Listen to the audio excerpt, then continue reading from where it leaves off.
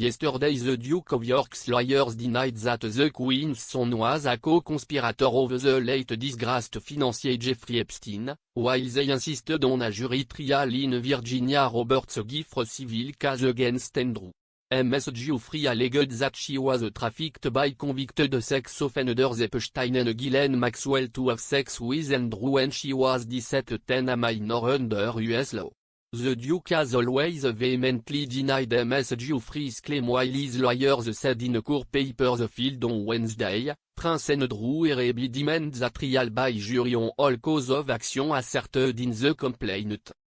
The attorney added that Andrew also denies that Epstein trafficked girls to him.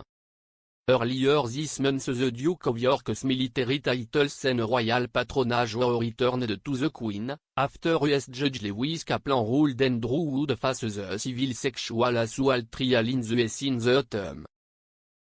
Andrew will no longer hold the HRH title and will fight the lawsuit as a private citizen.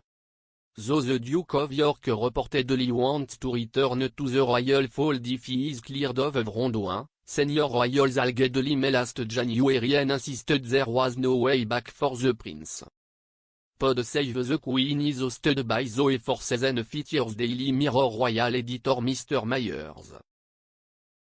Last October Myers claimed on the podcast, it emerged that there had been a meeting with the senior members of the royal family.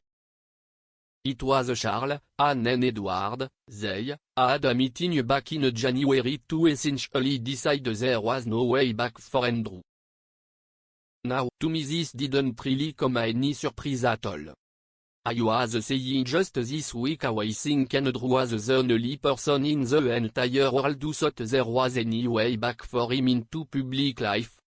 Certainly there's no appetite within the family. Certainly there's no appetite within the military association that he had or within the general public. I think regardless of what happens in the civil case, regardless of whether he is dragged into any further investigation or whether he needs to speak to the police, I think the manner in which he has carried himself has been quite an issue within the family and quite an issue for the general public. Certainly I would wholeheartedly agree there is no way back for Prince Andrew. On Wednesday Andrew's attorney Andrew Bretley set out a detailed response to Ms. Giuffre's claim. Mr. Bretley denied a number of aspects of her complaint on behalf of Andrew, setting out over these affirmative defenses in the letter that will be used to disprove the case. The defenses, Mr. Bretley claimed that Ms. Giuffre's wrongful conduct will be used against her. Elsewhere, Mr. Bretley said Andrew lacked the sufficient information to admit or deny the allegation. Ms. Giuffre's lawyers then hit back at the royal for seemingly blaming their client for alleged abuse she suffered as a minor. They added that they look forward to confronting the Duke of York in court.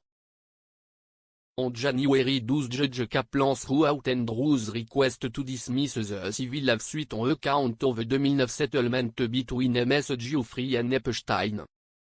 Andrew's lawyers argued that the $5 million, $3 703 967 settlement protected the Queen's son from legal liability.